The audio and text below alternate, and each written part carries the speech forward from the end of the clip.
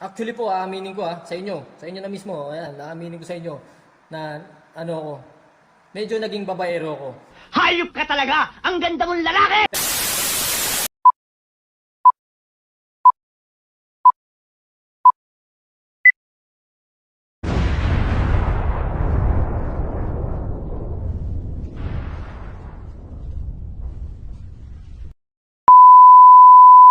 So guys, welcome back again in my YouTube channel.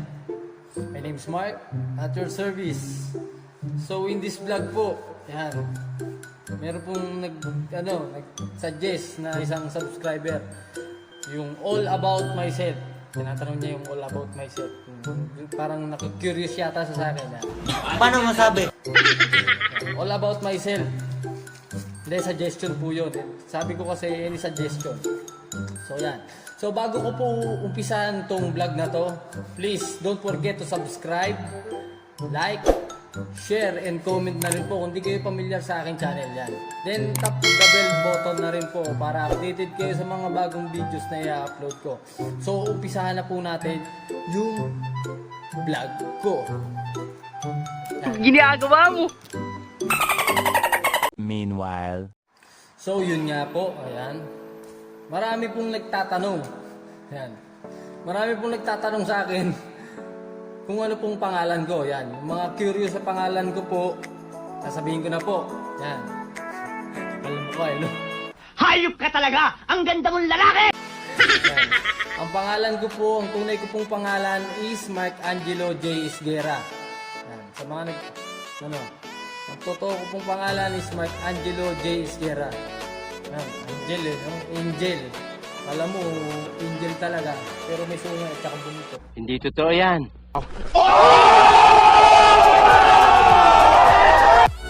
So, punta po tayo sa edad. Age po.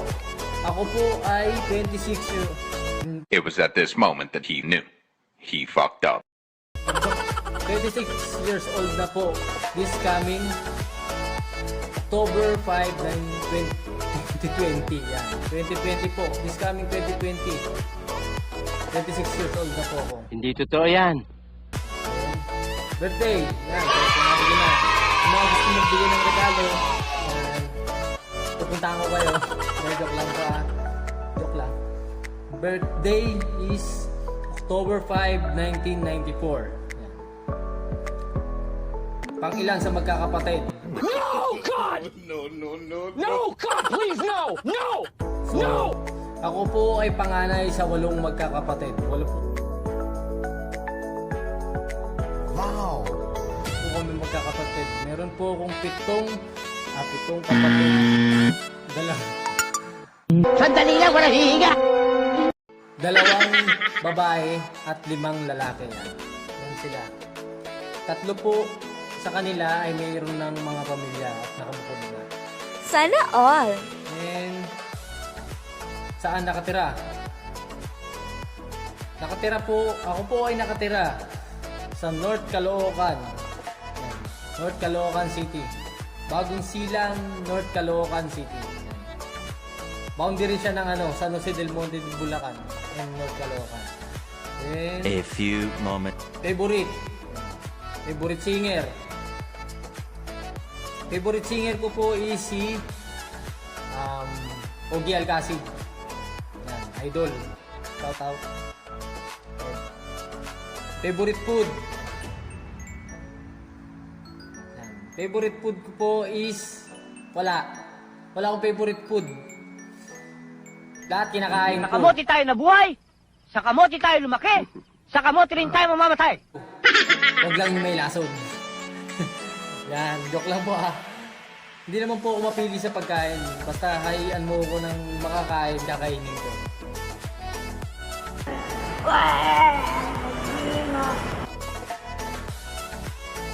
Sumukainin kita Dahil na hobby. Ang hobby ko po, yan, favorite hobby. Ang favorite hobby ko po is singing. Tsaka rides. Kung gusto nyong marinig yung boses ko, ito, i-gagawin ko sa video.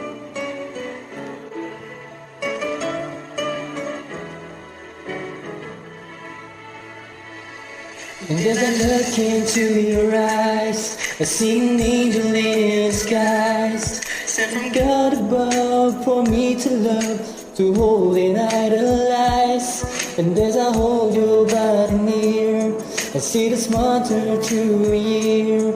And then forever on till life's gone, I keep your loving near. And now I finally found my way to lead me down this lonely road. All I have to do is follow you to lighten up my load. You treat me like a rose, you give me room to grow. You shone the light of love on me and gave me air so I can breathe. You open doors to close in a world where anything goes. You give me strength so I stand tall within this bed of earth just like a rose. One eternity later. Susunod, kiliti. Nasaan yung kiliti ko? Okay, ang kiliti ko po, ako po ay nakikiliti kapag ginugupitan ako. Kasi ang kiliti ko po ay It was at this moment that he knew. He fucked up. dito banda sa batok. Yan, nandito siya. Yan, kapag ginugupitan ako at natapat na dito yung kamay ng barbero, medyo Ginagawa mo! medyo pinipigilan ko. Yan. Trabaho. Okay? Ang trabaho ko po ay isang security personnel sa isang pribadong establishmento. Di ba ano? Sabi nga magmahal ka ng Sandali lang, wala hihinga! ng pangit, basta may trabaho. Yan. May trabaho ko. Yan, aminado. Joke lang po. Hayop ka talaga! Ang ganda mong lalaki! So, goal. Ang goal ko po, 10 years from now. Yan. 10 years from now, gusto ko pong maging isang successful man. Yan. Isang successful na tao. Hindi naman yung totally successful talaga, yung successful na ano.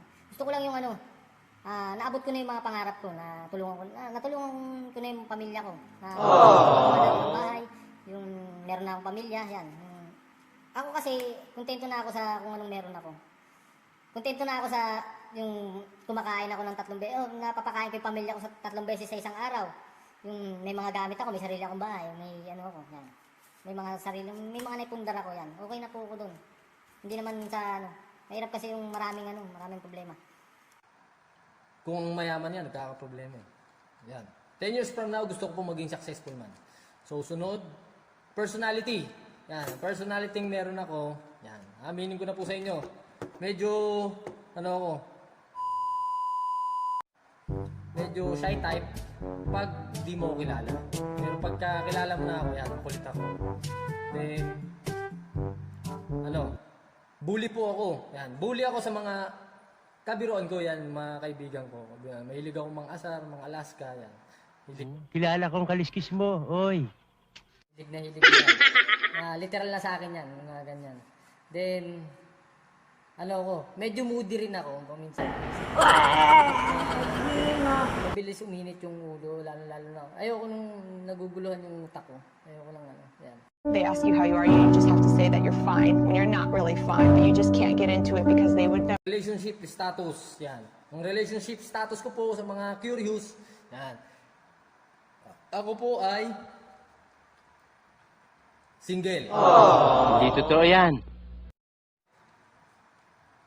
Single po ako Paano masabi? but not available. Hindi ko alam kung ba't not available na ba.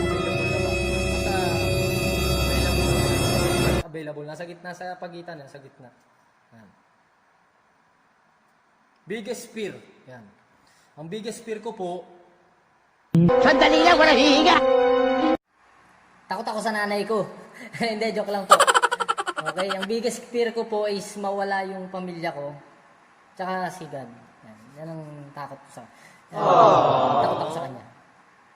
Yung pamilya ko naman, mahal na mahal ko yung pamilya ko. Sana Kasi yan all. lang talaga meron ako. Yan na lang Kasi pamilya lang naman talaga. sabi nga talikuran ka man ang mundo, andyan at nandyan yung pamilya mo. Tatanggapin ka nila kahit na anong mangyari. Kaya mahal na mahal ko yung kahit ganyan sila. Hindi, joke lang. Bola lang yan. Okay? Worst part of my life. Ayan, malapit na tayong matapos. Worst part of my life po. Ayan. balik tayo sa relationship status, kung bakit ako single. Single po ako since February 2019 pa. Yan. February or March, hindi ko na matandaan eh. Yan. Since nung time na yun. Dahil, ito po yung nangyari. Hindi. April pala. Hindi ko na matandaan eh, sorry po. Ang nangyari po noon, actually po, aaminin ko sa inyo na mismo, ayan, aaminin ko sa inyo, na, medyo naging babaero ko. Hayop ka talaga! Ang ganda mong lalaki! Pero hindi naman totally babaero talaga. Ano lang ako, mahilig ako mang-ghost. O, nanggo-ghost ako dati. Ayan, hilig na hilig ko yan dati, yung nanggo-ghost. Kasi, bakit? Meron pong dahilan kung bakit. Paano masabi? Yung mga nagtatanong kung bakit nangyayari sa point na ginughost ka, ito kung dahilan yan kung bakit. Yan. Para makarelate, yung mga nakaka-relate ito. Ito ang dahilan kung bakit ginughost. Una, trip. Yan. Ako naman po, hindi ako nag-trip. Pangalawa, meron kang psychological problem. Ako po talaga may psychological problem ako. Aaminin ko meron akong psychological problem. Kasi overthinker ako. Yan. Overthinker ako. Yung mahilig ako mag-advance mag-isip. Yan po, yung mga dahilan. Then, ghosting. Then, ang susunod is depressed. Yan, sabi ko nga, psychological problem, depressed. Yung tipong ayaw ng may sumasabay na na-stress, ganun. Kasi sa relationship, hindi naman talaga maiwasan yung awayan, talunan, bangayan. Ayun, pag depressed ka pa, tapos sasabayan pa ng ganun, di ba? Lalo kang maririndi. Kaya yun ang mga nagiging dahilan ng ghosting. Lalo na sa mga bagong relasyon. Yung tipong sa una magpaparamdam, yan. Papakita ka na maganda. Yan. Basta yun na yun. Okay, yan, ghosting. Kasi ako po talaga, may psychological problem ako kasi, advance ako mag-isip. Kasi ganito ako. Pag alanganin, hindi ko na tinutuloy. Yung tipong pag nanligaw ka, nag-apply ka ng ligaw, tapos iisipin mo na huy, hindi ata ako papasa dito, patras na lang ako. Ganun. Purong sulong. Yan ang utak ko. Ang nangyari naman sa mga karelasyon ko noon, sa sobrang advance ko mag-isip, ina-advance ko na iiwanan din nila ako balang araw. Darating sa point na magsasawa sila sa akin. Kasi ganun yung ginawa sa akin. Aaminin ko po sa inyo, nasaktan na ako. Nasaktan ako kung bakit ako ganito. Hindi naman sa naghihiganti ako Pero gusto ko lang ako tutusin, gusto ko pang magkaroon ng normal na buhay. Pero ayoko sabihin na natin hindi maiwasan, pero ganun talaga. Sabi nga, mas maganda na ikaw yung iwanan kaysa ikaw yung nang iwan. Hindi rin. Kasi kung ikaw ang iniwanan, masakit. Sobrang sakit, di ba? Ako, naranasan ko yun. Halos, nagmukmuk ako. Halos, dumating na sa point, yan pa yung pinagsisisihan ko. Dumating sa point na gusto ko na magpakamatay. Ayan, dyan ako natauhan. Magpapakamatay ka dahil sa isang babae. Wag niyong gagawin yan. Huwag niyong sayangin yung buhay niyo. Napaka saya ng buhay. Enjoy natin. Yan, ganyan talaga buhay. Masakit mang sabihin, pero kailangan tanggapin. Yan ang totoo. Yan ang literal na nangyayari. Ako, nagpapaka-literal lang ako. Sa mga nasaktan ko po, yan, yung mga nasaktan ko. Alam ko, masaya na kayo ngayon sa buhay ninyo. Then, sana, napatawad nyo na ako. Then, sana pag nagkita tayo, kahit na bate or high lang, ganun. Pero, alam ko naman yung naniniwala ako sa kasabihan pag X na. X na. So, last na to tayo, last na. Mga gustong baguhin sa sarili. Ang gusto ko pong baguhin sa sarili ko, is yung pagiging overthinker. Overthinker po ako. Yan ang gusto kong baguhin. Yan ang gusto kong mawala sa akin. Kasi gusto ko naman magkaroon ng normal na buhay. Gusto ko nang magkaroon ng masayang relasyon na hindi mo kailangan mag-isip, na hindi mo kailangan makasakit. Hindi naman natin hiniling yung mga ganung bagay. Pero dumarating talaga sa point na ganun, kaya hindi na iiwasan. So, Dito ko na po tatapusin tong vlog na to and I hope you enjoy watching this vlog and this video. So, bago ko po tapusin to, don't forget to subscribe, like, share, and comment na rin po. Then, tap bell button para updated kayo sa mga bagong videos na i-upload ko. Maraming salamat po sa inyong panonood. I hope you enjoy watching this video. And, please po, sa mga kapwa ko Pilipino na nasa bahay o nasa ano, please po, sumunod po tayo sa utos ng ating Pangulo. Manatili sa bahay hanggat kumaaari. Iwasang lumabas para hindi na lumala pa yung sitwasyon ng ating bansa. Kasi habang tumatagal, mag-extend. Wala tayong magiging buhay nito, lalo tayong magugutom. Magto-total lockdown na. Huwag nating tayong dumating sa puntong ganun. Hanggat maaari, sumunod na tayo. Sabi nga kung kaya mong gawin ng mas maaga, gawin mo ng mas maaga. Tapusin mo ng mas maaga. So maraming salamat po and see you on the next vlog. Maraming salamat po. God bless. Ingat.